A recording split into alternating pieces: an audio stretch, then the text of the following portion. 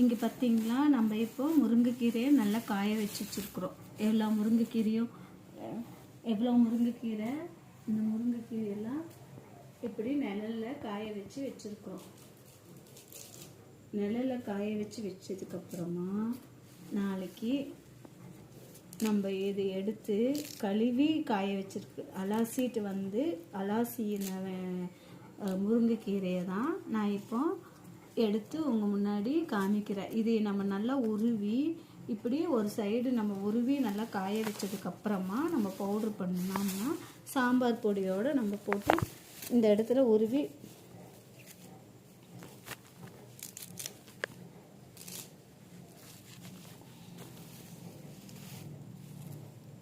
இப்படி உருவி காய வச்சிட்டோம்னா சீக்கிரமாக நம்மளுக்கு நல்லா காஞ்சிரும்.